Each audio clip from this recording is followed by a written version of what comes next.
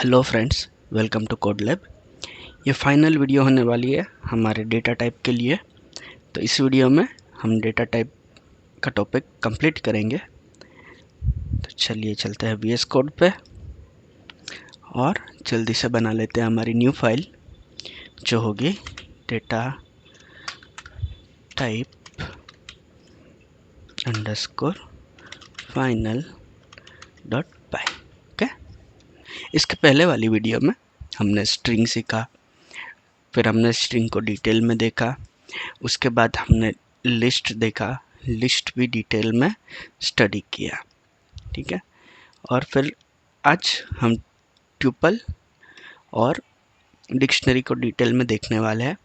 और इसके अलावा एक दो डेटा टाइप है लाइक बुलियन एंड सेट, तो ये हम कवर करेंगे इस वीडियो में।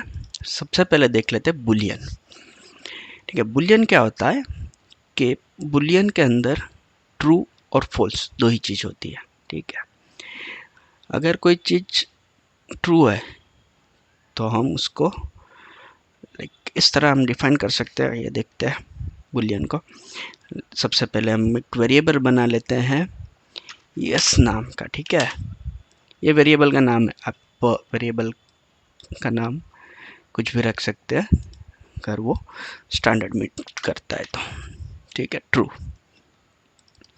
और एक है फॉल्स, मैं इसको नो कर देता हूँ। ठीक है, फॉल्स। ये दो है हमारे डेटा, इसको बोलेंगे हम बुलियन। अगर मैं यहाँ पे प्रिंट, अगर आपको याद हो तो हम टाइप यूज़ करके वेरिएबल का डेटा टाइप प्रिंट करवाते हैं। तो चलिए देखते हैं यस का डेटा टाइप क्या है। okay, टर्मिनल ओपन कर लेता हूँ। टर्मिनल ओपन करने के लिए मैंने शॉर्टकट की यूज़ की, Ctrl+tilde शिफ्ट, हमने जरूर नहीं है। ठीक है, तो यहाँ पे हम लिखते हैं पाइथन। अब यहाँ पे एक इश्यू आने वाला है। देखो, जैसे यहाँ पे दो फाइल है, data type final and data type. अगर मैं डेटा लिख के टैब प्रेस करता हूँ तो ये कौन सा नाम आया, डेटा टाइप डॉट पाई, डेटा टाइप डॉट पाई। ठीक है, पर मुझे कौन सा चाहिए, ये फाइनल वाला। तो मुझे क्या करना पड़ेगा, इसको इरेज करके अंडरस्कोर F लिख के अगर मैं टैब दबाऊंगा तो ये आ जाएगा। ठीक है, अब मैं इसको रन करता हूँ तो जैसे आप देख सकते हो ये है बुलियन।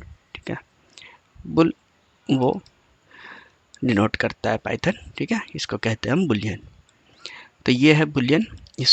ये वाइडली यूज़ होता है, आने वाले वीडियो में हम देखेंगे भी ओके इसको किस तरह यूज़ करते हैं। ठीक है, अभी बस मुझे ये आइडिया देना था कि बुलियन डेटा टाइप पे एग्जिस्ट करता है। ठीक है, तो ये था बुलियन के बारे में। इसको करते हैं इरेज। इसके बाद हम देखते हैं सेट्स के बारे में। ठीक है, अब सेट क्या है, सेट सिमिलर टू लिस्ट ही है। जैसे हम इंट str इंट लिस्ट बनाते थे इस तरह कुछ 10 20 30 40, राइट, ये है हमारा लिस्ट। ठीक है, सिमिलरली हम सेट बना सकते हैं। सेट को कर्ली बेसिस में लिखा जाता है। जैसे ये लिस्ट में ये ब्रैकेट है, स्क्वायर ब्रैकेट, सेट को डिफाइन करने के लिए कर्ली ब्रेसेस यूज़ होता है।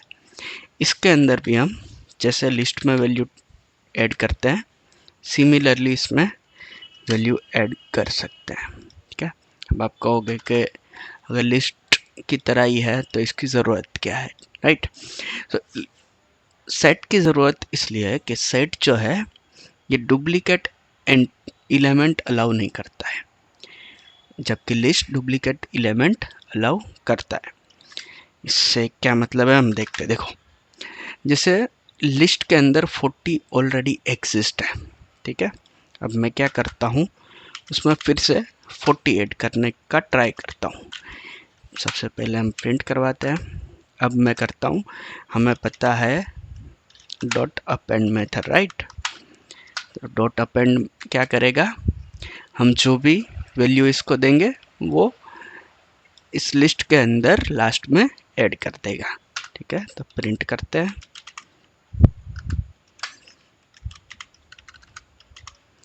इंट लिस्ट, ठीक है। तो ये देखते क्या होता है अगर मैं इसको रन करता हूँ। तो देखो सबसे पहले ये 10 20 30 40 था, उसके बाद में हमने इसमें 40 ऐड किया तो यहाँ क्या हुआ 40 दो बार आ गया, राइट।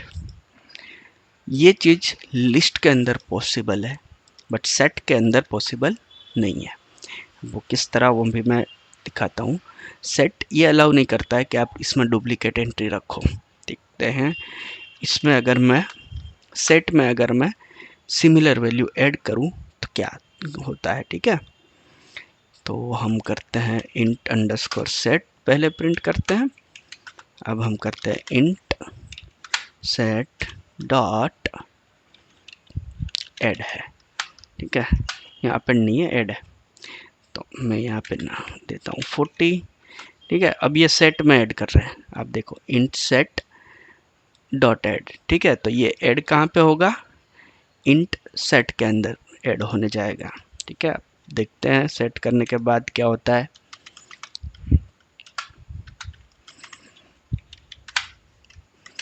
रन करते हैं,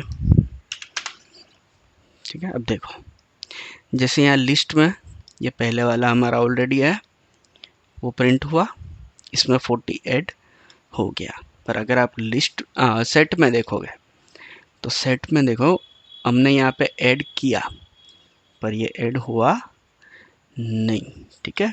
क्यों, क्योंकि 40 ऑलरेडी एग्जिस्ट करता है। अगर मैं 40 की जगह पे कुछ और ऐड करूँ सेट के अंदर, लेट्स से 60 ऐड करता हूँ तो 60 ऐड हो जाना चाहिए। देखो 60 ऐड हो गया, ठीक है। तो ये मेन डिफरेंस है कि सेट जो है वो डुप्लीकेट एंट्री अलाउ नहीं करता है। एक बार आपने कोई वैल्यू डाल दी तो सिमिलर वैल्यू आप दूसरी बार ऐड नहीं कर सकते, ठीक है। तो ये था सेट के बारे में, ठीक है। हमने बुलियन देखा, सेट देखा। अब हम देखेंगे डिक्शनरी को इन डेप्थ। हमने लास्ट वीडियो में डिक्शनरी को ओवरव्यू में देखा था, ठीक है। तो एक डिक्शनरी बनाते हैं, उसको हम नाम देते हैं जैसे हमने लास्ट वीडियो में बनाया था कॉन्टैक्ट डिक्शनरी, ठीक है। तो इसमें हम ऐड करने वाले हैं कॉन्टैक्ट्स। चलो सबसे पहले कॉन्टैक्ट कर देता हूँ दानिश का ऐड। ये मेरा नंबर है। अगर आपको कोई भी लर्निंग में मेरे वीडियो में आपको कोई डाउट हो या फिर आप कुछ एक्स्ट्रा लर्न कर रहे हैं लाइक पाइथन, नोड.जेएस, रिएक्ट.जेएस और एनी डिप्लॉयमेंट, किसी भी चीज़ में आपको डाउट हो तो आप मुझे इस नंबर पे कांटेक्ट कर सकते हो, ठीक है। नेक्स्ट कांटेक्ट हम ऐड कर देते हैं, लेट्स से किसका ऐड करेंगे, ऐश्वर्या राय, नो, अभिषेक बच्चन,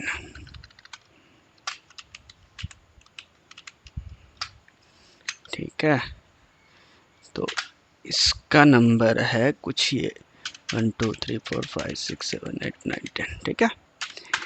अब अभिषेक बच्चन है तो अमिताभ भी ले, सलमान भी ले लेते हैं, ठीक है। तो सलमान का नंबर रख देते हैं हम 1 2 3 4 5 6 7 8 9 10, ठीक है। तो इस तरीके से हमने बना ली डिक्शनरी, ठीक है।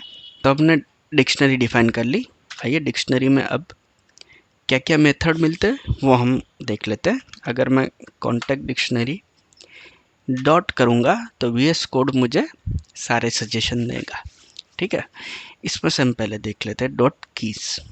डॉट कीज क्या करता है, हमें डिक्शनरी में से, अगर आपको याद हो तो डिक्शनरी में से हमने कहा था कि ये है की और ये है वैल्यू, ये है की और ये है वैल्यू।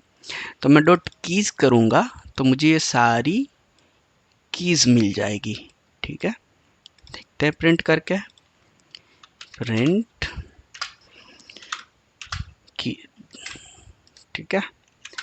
तो यहाँ पे सारी कीज लिस्ट में प्रिंट हो गई, ठीक है। एक लिस्ट टाइप का डेटा फ्रेम उसने हमें रिटर्न किया है जिसमें सारी कीज है। ठीक है, अब डॉट कीज के अलावा हमारे पास एक मेथड है डॉट वैल्यूज।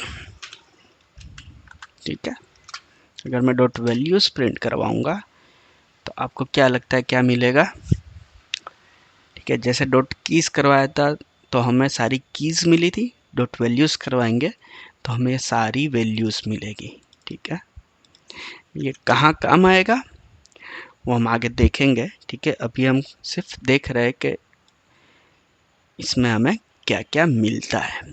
ठीक है, अब यहाँ पे डॉट में मोस्ट कॉमनली यूज जो है वो हम डॉट आइटम्स का भी करते हैं। ठीक है, ये अभी हम खाली देख लेते हैं ये क्या रिटर्न करता है, इसका यूज़ आगे आने वाली वीडियो में हम करेंगे। ठीक है, तो ये कुछ इस तरीके से हमें वैल्यू रिटर्न करता है। इसके अंदर दोनों है, की भी है, वैल्यू है। इसका यूज़ आने वाली वीडियो में हम देखेंगे। ठीक है, अब डिक्शनरी की एक मेन प्रॉपर्टी और मेन यूसेस है वो हम देख लेते हैं। जैसे कि मुझे कॉन्टैक्ट डिक्शनरी में से दानिश का कॉन्टैक्ट चाहिए, तो मैं इस तरीके से कॉन्टैक्ट डिक्शनरी के बाद स्क्वायर ब्रैकेट लगा के अगर मैं दानिश का नाम दूंगा, ठीक है, तो ये मुझे क्या ला के देना चाहिए? ये वैल्यू ला के देना चाहिए। ठीक है, देखो। ठीक है, अगर आपको याद हो तो जब हम डिक्शनरी का ओवरव्यू देख रहे थे तब मैंने कहा था कि डिक्शनरी मेनली इसी काम के लिए यूज़ होती है कि अगर मैं उसको कहूँ कि ये की जो वैल्यू है वो मुझे मिल जाए। ठीक है, और अगर मैं कोई ऐसी चीज़ मांगू डिक्शनरी के पास जो उसके पास है ही नहीं, तो डिक्शनरी क्या करेगा? लाइक डिक्शनरी के पास अभी दानिश का कॉन्टैक्ट है, अभिषेक का कॉन्टैक्ट है, सलमान का कॉन्टैक्ट तो है। मैं इसको मांगता हूँ प्रिया का नंबर। ठीक है, क्या इसके पास है? क्या करेगा देखो, तो ये आपको दे देगा एरर। ये है की एरर, मतलब डिक्शनरी कह रहा है कि ऐसी कोई की मेरे पास नहीं है कि जिसकी वैल्यू मैं रिटर्न करूं। ठीक है, मतलब डिक्शनरी बोलता है भाई तुम दानिश बोलो, अभिषेक बोलो, सलमान बोलो तो उसका नंबर मैं दूंगा, प्रिया का नंबर मेरे पास है नहीं। ठीक है, अगर मैं सलमान लिखूंगा तो एग्जैक्टली वो नंबर दे देगा। ठीक है, तो डिक्शनरी के साथ मजाक नहीं, ऐसा कह रहे हैं। ठीक है, चलो इसको करते हैं हम रैप अप। आगे आने वाली वीडियो में हमें डिक्शनरी का बहुत यूज़ आएगा, हम और यूज़ देखने भी वाले हैं। हम कॉम्प्लेक्स डिक्शनरी भी देखेंगे जिसके अंदर डिक्शनरी के अंदर डिक्शनरी होगी, डिक्शनरी के अंदर लिस्ट होगी। ठीक है, एक एग्जांपल अगर मैं आपको बताऊं तो देखो, हम मार्कशीट का डेटा डिक्शनरी फॉर्म में सेव कर सकते हैं, लाइक क्लास मार्कशीट। ये बस मैं आपको एक ओवरव्यू देने के लिए बता रहा हूँ कि डिक्शनरी कितनी यूज़फुल है। ठीक है, यहाँ पे अगर मैं कहूँ कि डिक्शनरी के अंदर मुझे एक नेम है, पर्सन का, स्टूडेंट का नेम है। ठीक है, नेम है इसका, नेम क्या देंगे? सलमान खान, शाहरुख खान तो अब स्टूडेंट नहीं है, चलो हम दे देते हैं आलिया भट्ट। आलिया भट्ट, ठीक है, अच्छी है। उसके बाद हम नेम दे दिया स्टूडेंट का, फिर हम देंगे इसके सब्जेक्ट्स। अब देखो उसके पास सब्जेक्ट्स के मार्क्स। ठीक है, तो मैं लिखता हूँ सब्जेक्ट इसको मार्क्स। ठीक है, अब आलिया भट्ट ने लेट्स से मैथ्स में लाया है 20/100। ठीक है, फिर इंग्लिश में लाया है, स्कोर किया है इंग्लिश में शो किया है 40,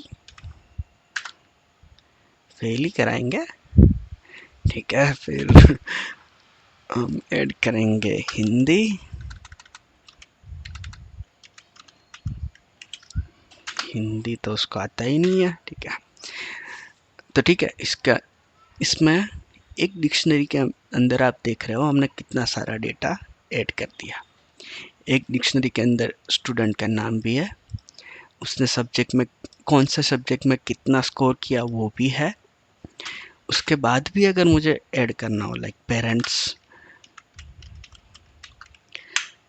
सिग्नेचर,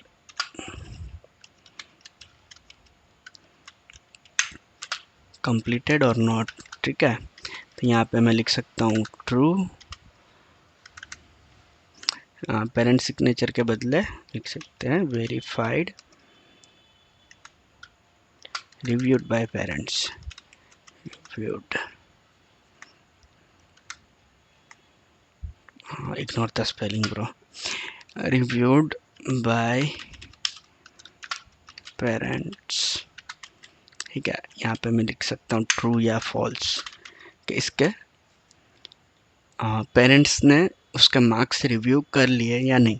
यहाँ मैं कर सकता हूँ ट्रू और फॉल्स। ठीक है, तो इस तरीके से एक डिक्शनरी बहुत सारा डेटा होल्ड करती है। ठीक है, तो ये चीज़ हमें रियल लाइफ में भी, मतलब लाइक एक्चुअल प्रोजेक्ट में भी हमें बहुत इम्पोर्टेंट और बहुत यूज़फुल है। ठीक है, क्योंकि हमें कभी कभी बहुत सारा डेटा मिलता है जिसको हम डिक्शनरी फॉर्म में सेव कर लेते हैं। ठीक है, अब ये तो हो गया एक स्टूडेंट का डेटा, राइट। अगर मेरे पास बहुत सारे स्टूडेंट है तो मैं क्या करूँगा कि इसको एक लिस्ट बनाऊँगा।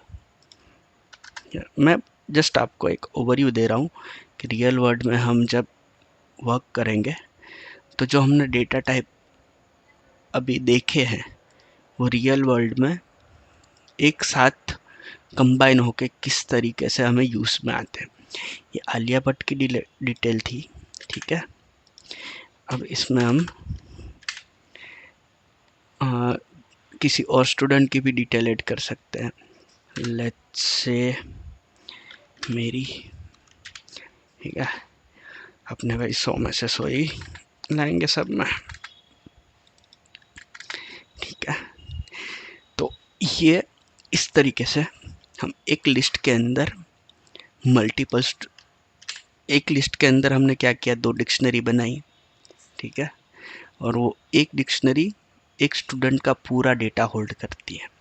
ठीक है, अगर आपके पास 100 स्टूडेंट है तो आप एक लिस्ट बनाओ, उसमें 100 डिक्शनरी बनाओ। तो उसमें तो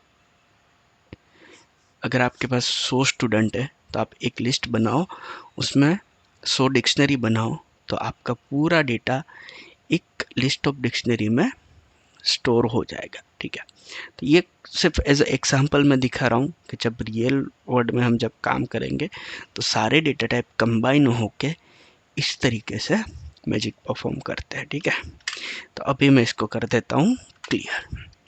ठीक है, हमने बुलियन देख लिया, हमने सेट देख लिया, हमने डिक्शनरी को इन डेप्थ देखा, और हमने